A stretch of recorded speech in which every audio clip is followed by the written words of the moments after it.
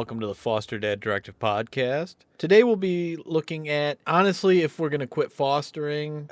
We just had the baby move out 2 days ago on Veterans Day, so that's why this podcast is out a little bit late. I honestly was just drained for energy and kind of in a funk with him leaving. It's a rough way to end like 14 months of him being with us, just kind of finding out that we had 14 days left with him and there was like no updates on things such as overnight visits to get him acquainted with the person he was moving into. It was a family member, which is good, and he did have a lot of visits with this family member, but a visit for like 3 hours is a lot different than, changing up the kid's entire life. He essentially had to leave therapy early on, daycare, and other services, not to mention not seeing either of us anymore, which, is a huge change no matter what.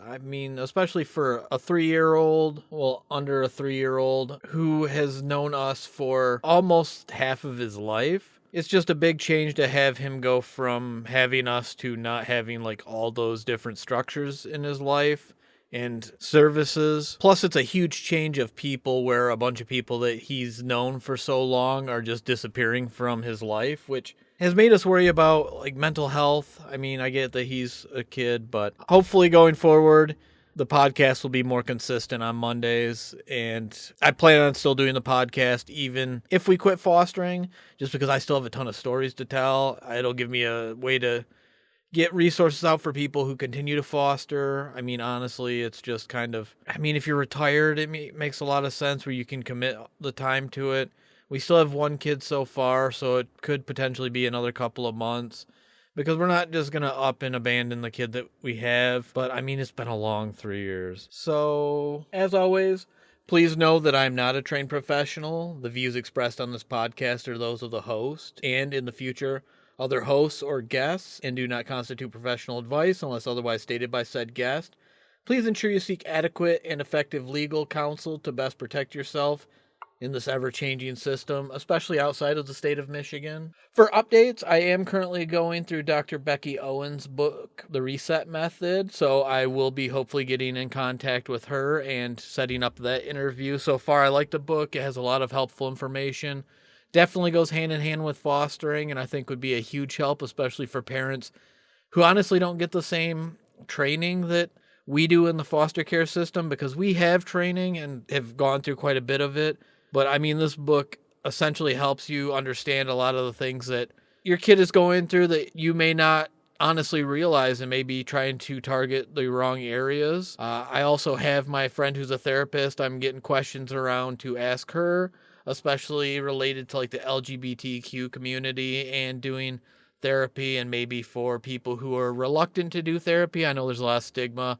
I'm starting the EMDR therapy next Wednesday, so I figure I'll do I want to do an episode on infant mental health, especially with the toddler leaving, men's mental health, like for myself, because honestly, I've found it beneficial. Over the past 3 years is probably some of the biggest strides I've made in my own mental health. And I have been contacted by a Mr. David, and I apologize if I'm butchering his last name, Pisarra, Pisarra, who is the founder of Union of Dads, and he has a few other things that he does where he helps support dads through the legal system. So I'm going to familiarize myself with his information as well and get some questions drawn up this weekend to interview him as well.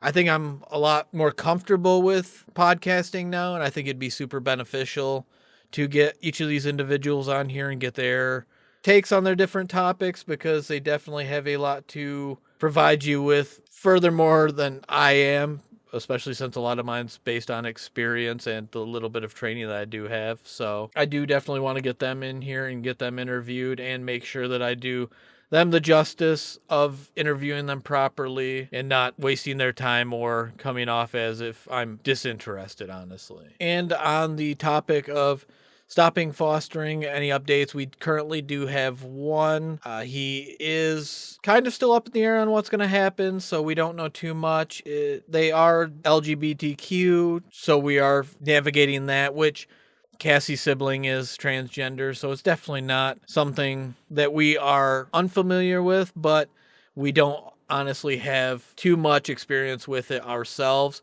nor do we have experience with a teen who is traversing this specific topic. So it'll definitely be a learning experience for us, and we do want to make sure that we do it justice and make them feel welcomed and help support what we can during this extremely hard time for a teenager, honestly. But for us deciding to stop fostering, I mean, it comes down to a lot of different things.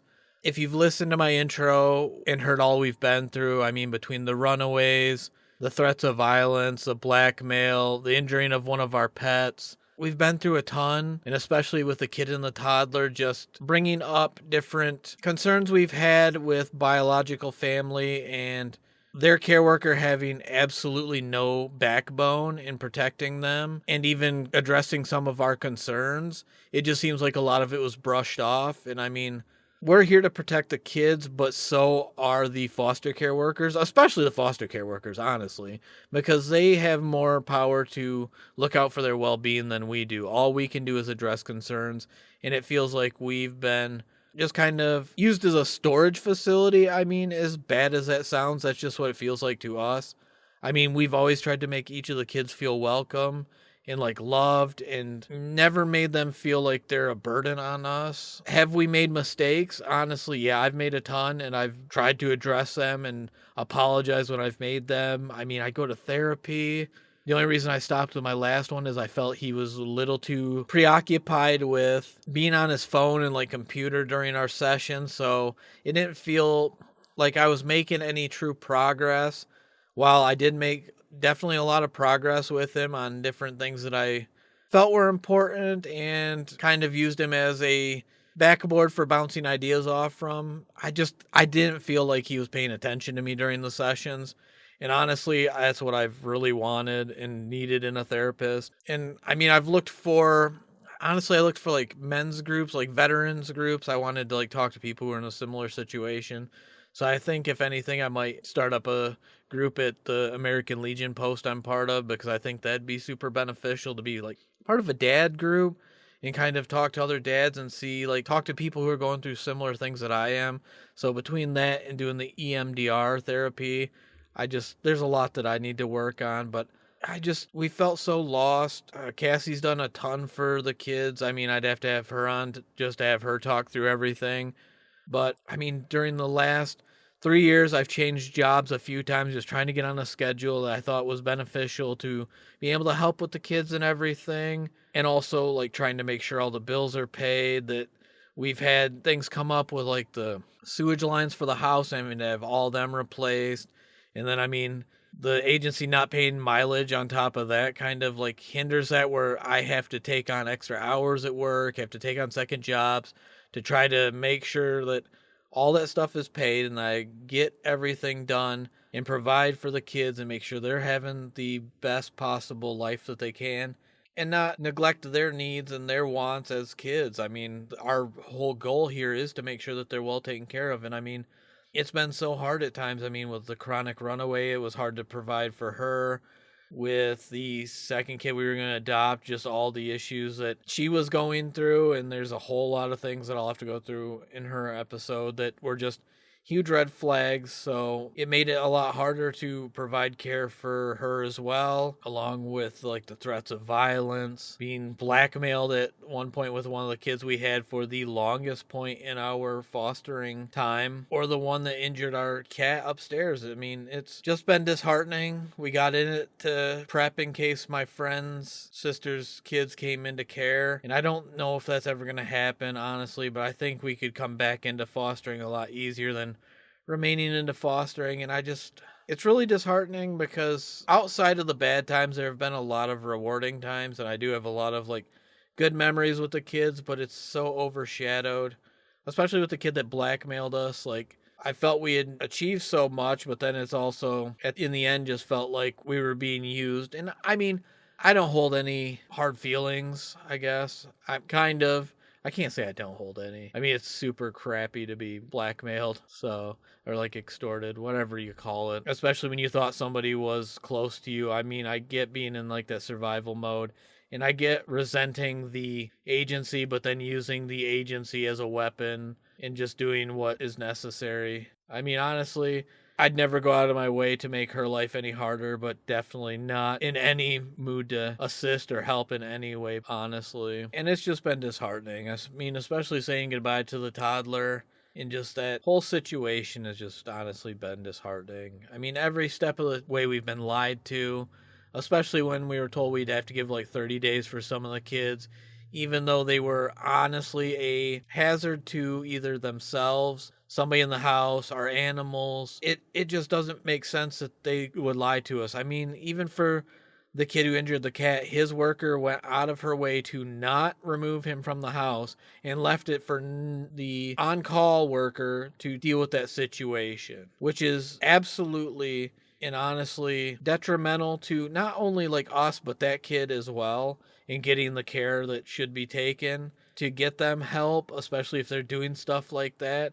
And you're pushing them off on another family who may not understand what's going on. And I'm sure that family was not given any information on the matter, and that sets them up for failure as well. Honestly, there's so many complaints I had.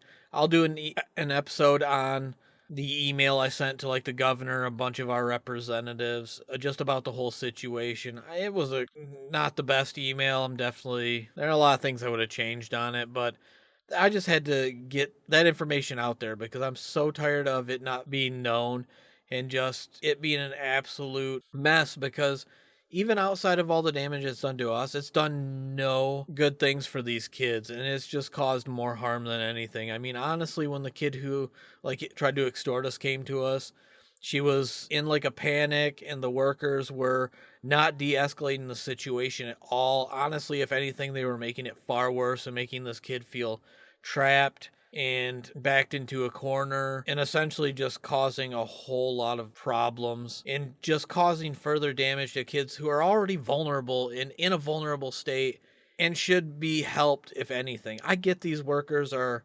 overworked and underpaid, but honestly, if you can't do the things and you can't adequately do your job, then quit. I mean, the only people we've had good rapport with and don't feel like have lied to us have been the licensing workers. Our first one, Jessica, and our most recent one, Michaela, have been the only two that have shown any semblance of caring about us at all. Especially Michaela, our new licensing worker, who legitimately shows she cared, especially with the incident that happened with our cat.